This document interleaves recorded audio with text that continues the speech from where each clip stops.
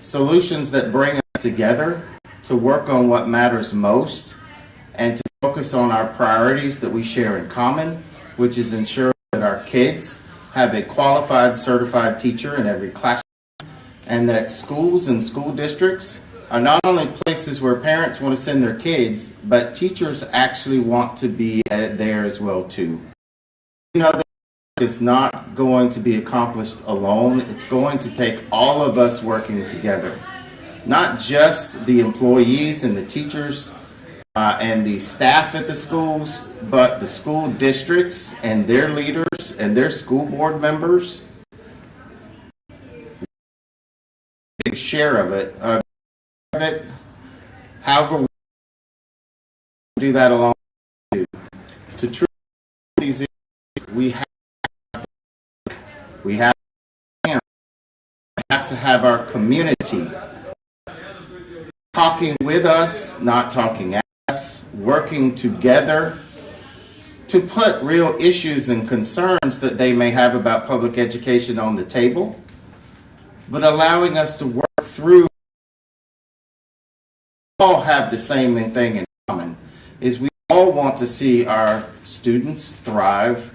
We want to see our educators and our staff thrive and be successful. And we've done the job with many of you in the media, sounding the alarm, bringing forward where our profession is right now, where the crisis is right now. But we wanted to take a few minutes and talk about and highlight some of those solutions. One of the areas that have been a focus is the fact that the pipeline to education has been drying up. Too many kids have no interest in going into education anymore. We're not retaining the ones that we actually get into the classroom for more than a year in many cases. So how do we not just focus on the revolving door, but actually provide the supports necessary to retain individuals once they invest in and receive their certification? I don't know this, but our teachers, most of them that come in, particularly those that come in an alternative certification program, pay thousands of dollars to obtain that certification, and it hurts them when they leave after 1 year. So we've got a commitment. We've got a public everybody to make sure we're doing right for all stakeholders in our schools. And we're honored for y'all to be here today. We're honored to have some of the leading minds in the state of Texas focused on this public education issue that we want to be able to hear from today. I'd like to recognize, we're also joined by our national president, Randy Weingarten. Yay. I had the honor to spend several weeks with colleagues across the country and working with experts like Linda Darling-Hammond and others on focusing on solutions to the staffing crisis. And I'd like to take just a few minutes to have the national president talk about 3 or 4 of those solutions that we've said are important here in Texas. And then we're going to talk about after that a couple of homegrown solutions that are working in our higher ed institutions and our public schools today. With that, Randy.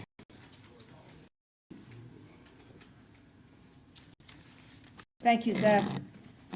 So at our convention this summer, we put this report, which is called Here Today, Gone Tomorrow, out to our thousands of delegates and said, and this was a report that included, as Zeph said, listening to experts, the voices of teachers from around the country, the voices of parents, the voices from, doing surveys, from doing town halls, listening to people who have been in the field. And it's 50 pages of solutions, not of problems. The problems are obvious. 50 pages of solutions. And we said to our convention, what do you want to do with this? And they unanimously adopted this. Now, why do I go through that process? Because our members teachers around the country, paraprofessionals, bus drivers, they want to solve this crisis. They want every single public school to be a place that parents want to send their kids to, that educators want to work in, and that kids thrive. We want to have conditions in every school, not just in schools in rich districts, not just in private schools. We want to have every school have sports, have a band, have clubs, have the kind of extracurricular activities that I know I thrived on, and that's why I wanted to go to school. We want to make sure that kids can read and enjoy reading. It's one of the reasons that the AFT is giving out a billion books to kids all across America. So as others are banning books and trying to chill speech, we are trying to make sure that kids thrive and have the books that promote reading. But this is more than about reading. You need a school teacher in front of kids in order to read well. And so that's why we know we have to solve the shortage. So we came up with a lot of different ideas, but they basically fall under several categories to address the perfect storm. How do we keep teachers? How do we recruit teachers?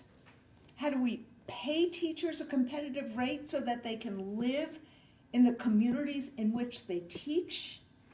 How do we make sure that, because working conditions are kids' learning conditions, that we have the kind of conditions that kids need, like lowering class size? And how do we make schools the communities that people and families come to? Those 5 areas are what we talked about. And again, one of the things that Texas is doing, and we just heard it in that great presentation roundtable, the Grow Your Own programs, the Texas remind me the name of it, program. Pride Pathway at A&M-Commerce. The Pride Pathway at A&M-Commerce. It's a great program. The other pathway programs that are here, there are home solutions in Texas that can really work. What happened in Houston? We know that it costs a lot of money to live in Houston. It costs a lot of money to stay in Houston. So the Houston Federation of Teachers, our Houston paraprofessional group, we were able to work with the school board to lift salaries so that we keep our teachers. 43,000 teachers left service in Texas last year. Zeph Capo called that out over and over and over again, that was going to happen. Now we need to keep who stayed. And how we do that: lowering class size, wrapping services around schools, increasing teacher pay, doing these kind of pipelines. But most importantly, RESPECT. We can create solutions if we do it together. But it takes respecting the profession that is key in every other profession. No one would suggest that an airline pilot have no expertise. No one would suggest a doctor have no skills. Teaching is the profession that assists and grows all others. It is time, if we want to prepare our kids for today and tomorrow, to respect educators. Thank you.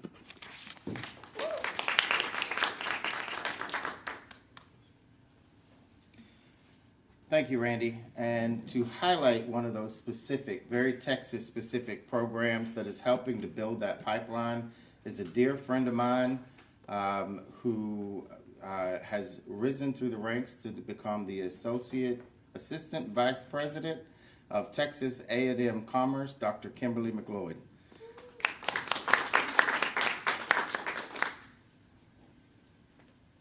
Thank you, and good afternoon. Zeph, thank you for your leadership with Texas AFT. Randy, thank you for your leadership with AFT on a national level. Texas A&M-Commerce is proud and honored at the privilege of partnering with Texas A&T to address the Texas teaching shortage. What our partnership will result in is accessibility and opportunity for those that desire to be classroom teachers to receive their bachelor's degree so that they can then become certified at a rate that they can afford and at a timeline that works in their best interest. What we're offering with Texas A&T is a program called Pride Pathway.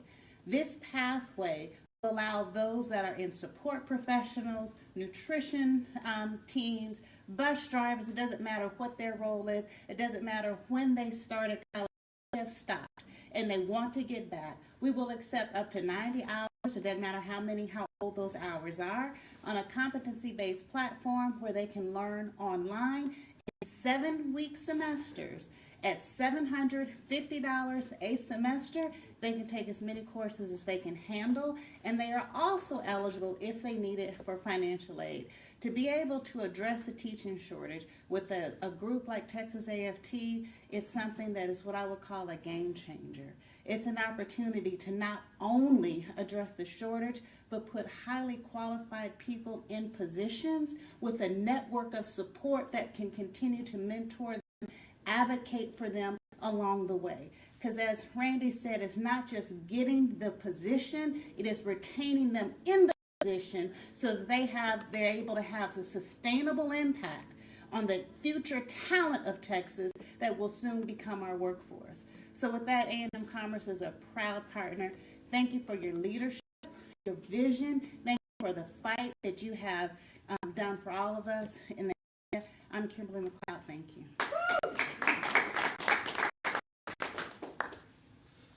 I'm so grateful to have these opportunities. They're actually affordable. Taking individuals' past work and allows it to be incorporated into these moves.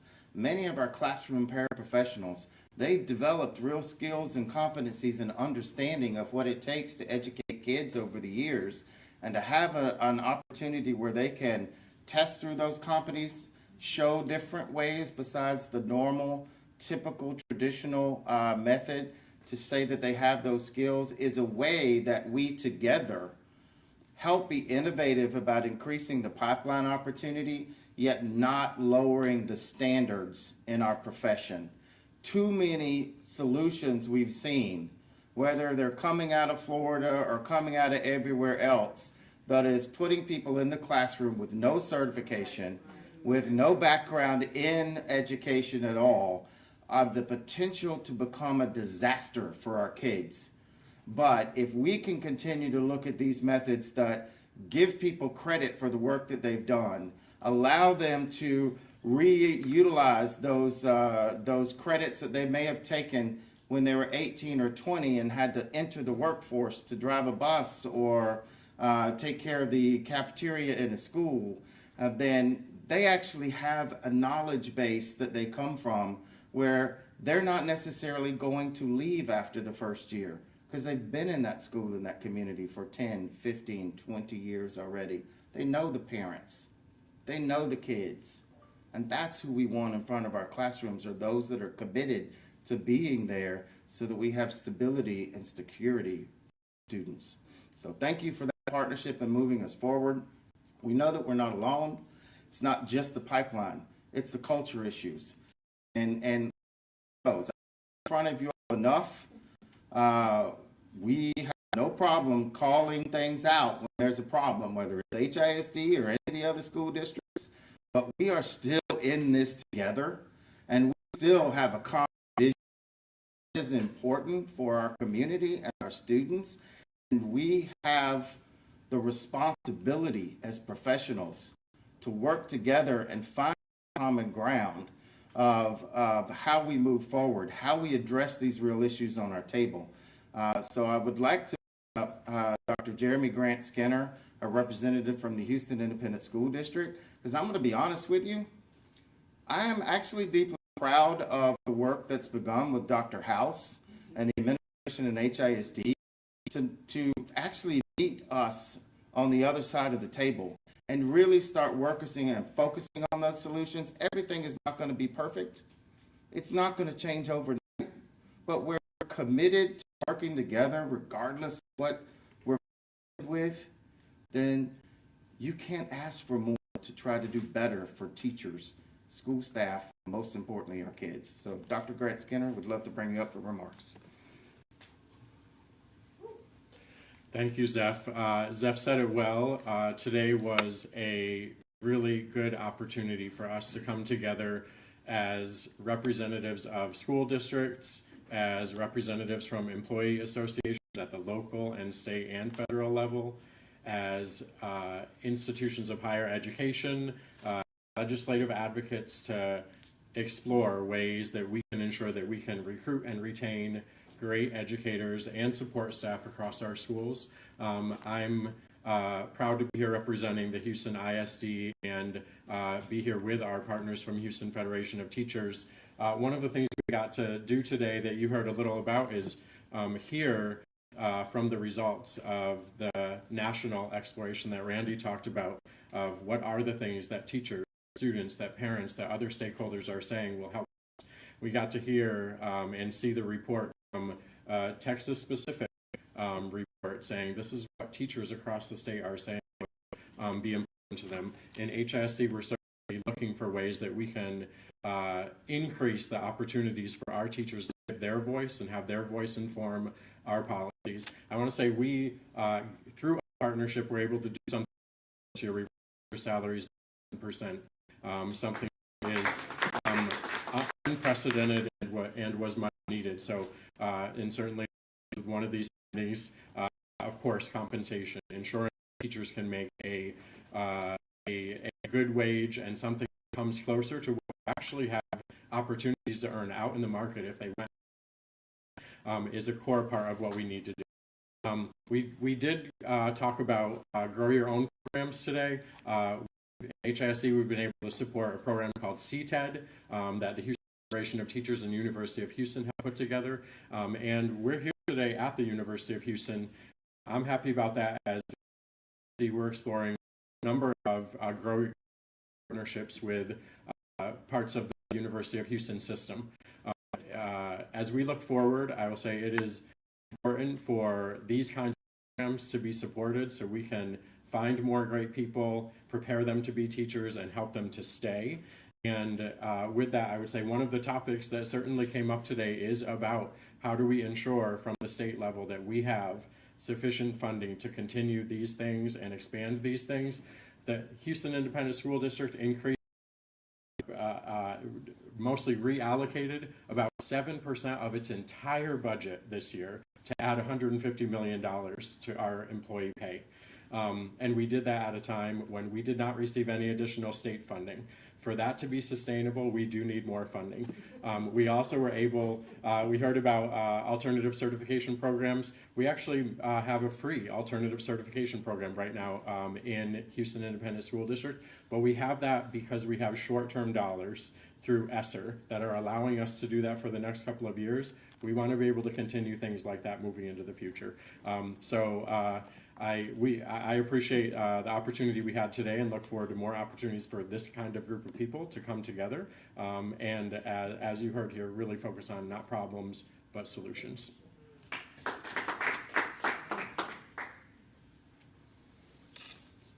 Thank you for that.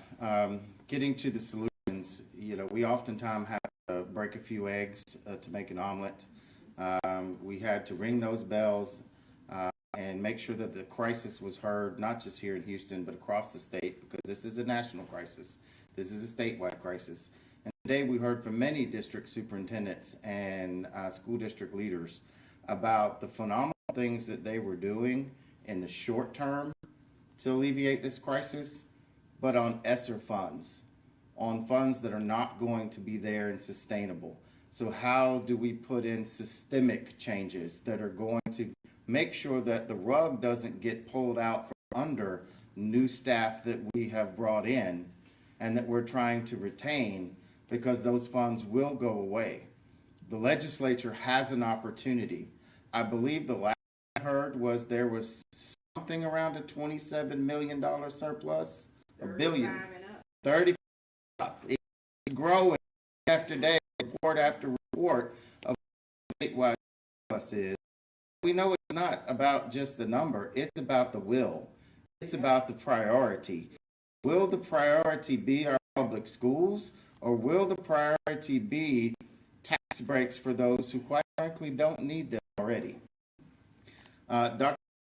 talked about the need to make sure that that systemic funding was in place, and it's not just in our school district.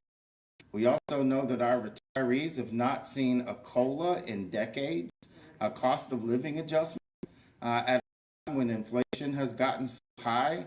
But even before that, they're hurting because it literally has been decades since we made a adjustment, and we've been doing Band-Aids. Grateful for those Band-Aids.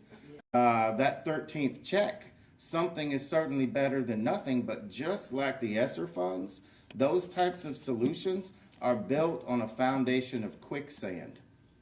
We know that. We will take what we've got to try to work through where we are now, but we have to work together. Districts, employees, legislators, parents, and community, because what we hear, despite all the noise, 89% of our parents approve of their public schools. They think that their teacher is doing a great or phenomenal job with their kids, considering the circumstances that we've been in. Most of the noise that we've been hearing, quite frankly, has been coming from people that don't have students in the districts. We just heard that from a parent in Granbury last night.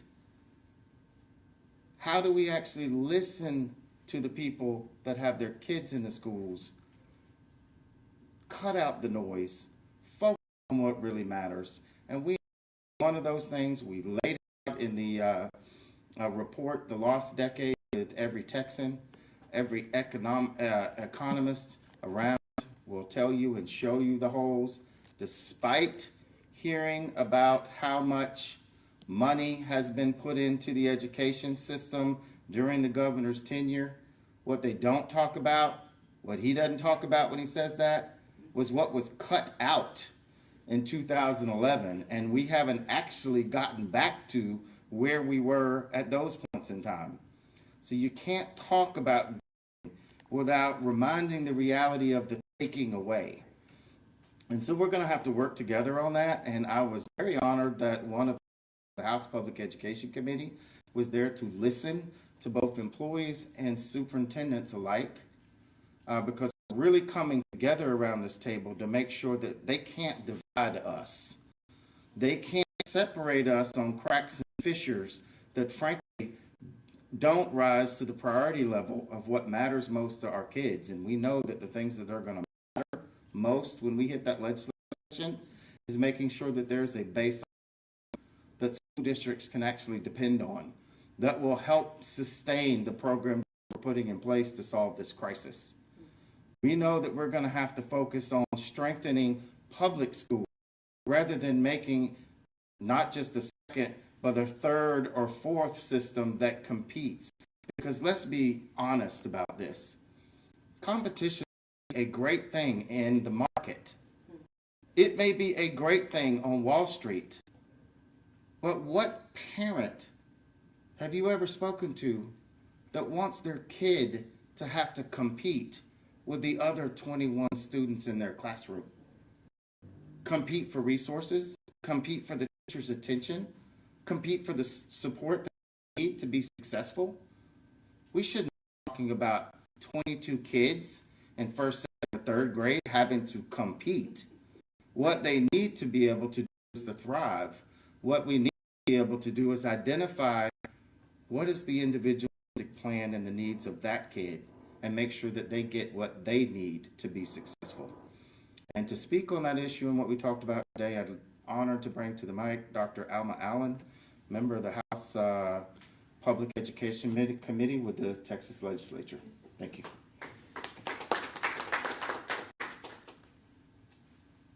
Thank you, Zach.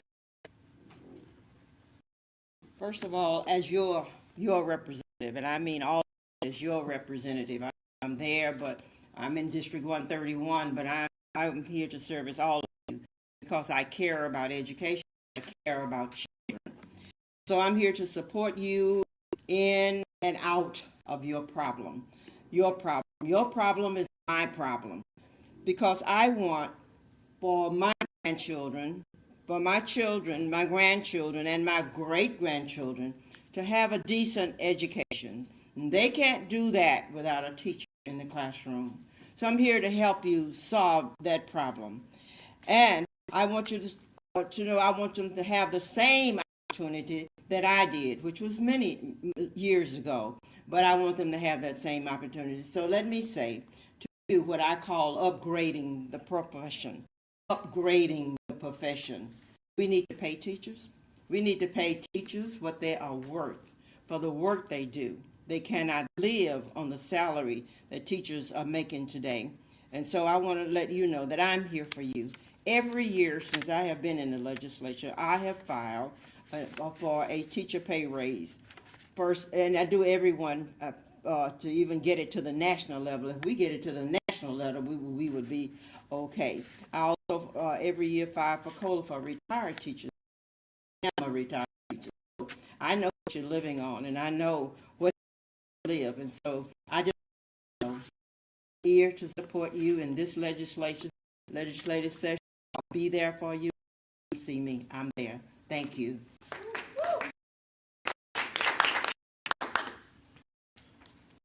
Dr. Allen, thank you to our guests. Thank you to the local presidents that are here that spoke today.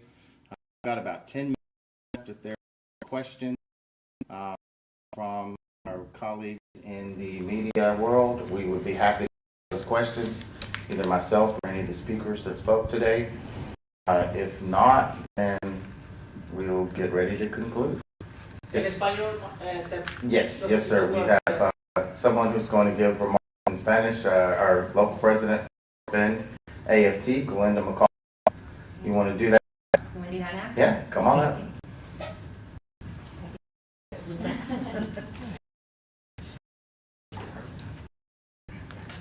She comes up and possibly get one of those packets. Yes. Is that there? Yes, we can get packets and make sure anybody who wants them. Paciencia con mi español. También mi español no está perfecto. El mío está un poquito mucho, pero sí lo entiende, yo creo. So, ¿qué pregunta? ¿Quieres saber solo lo que digo? Sí, primero Glenda, tu nombre y tu cargo. Okay. Soy Glenda Guzmán Macal, soy la presidenta de Fort Bend AFT. Perfecto. Si nos puedes acerca de la reunión, es una reunión no tan común. No, es muy única en que todos los presidentes de todos los distritos de la área se juntaron con todos los presidentes de los locales, los sindicatos de maestros de aquí, de esta área, para hablar sobre cómo mejorar y retener los maestros y hacer las cosas mejor para los maestros y los niños en las escuelas, no nomás de aquí, de esta área, pero todo el estado. A ver, hablamos sobre cómo retener las maestras, programas de crecer los maestros de principio de las escuelas secundarias hasta colegio para retenerlos en la es mejor tener maestros enseñando niños en la área, ¿verdad? Así de componer las condiciones en las escuelas para que se quedar y para aumentar dinero, porque los maestros todavía necesitan más recursos en su área, necesitan más apoyo de la comunidad y de los representantes del gobierno. Queremos enseñar que este problema es algo que podemos mejorar con el apoyo de todos, no nomás los superintendentes de las escuelas, pero también con los sindicatos y todos los maestros juntos en la comunidad, apoyando nosotros para mejorar las condiciones para los niños. Me gustaría, una vez que ya plantean este tipo de soluciones en esta conferencia, esta reunión, ¿qué sigue? ¿A dónde llevarán estas soluciones para resolver estos problemas? Bueno, hablamos sobre 5 cosas, ¿verdad? De crecer los maestros entre las escuelas secundarias para aumentar el salario de los maestros, para hablar sobre cómo mejorar las condiciones en las escuelas para que todos los maestros se quieren quedar. Y hablamos sobre mejorar la imagen de los maestros para que todos los estudiantes quieren convertirse, quieren seguir su educación en el colegio para ser maestros. Porque ahorita un problema es que no quieren ser maestros, que saben o creen que las condiciones no se están mejorando y el salario es muy bajo y no quieren hacerlo. Y tenemos que cambiar la imagen para que todos sepan una carrera buena y good, I can't even say it in English, respetuoso y que se quieren quedar en esta área, en esta carrera, porque los niños lo merecen.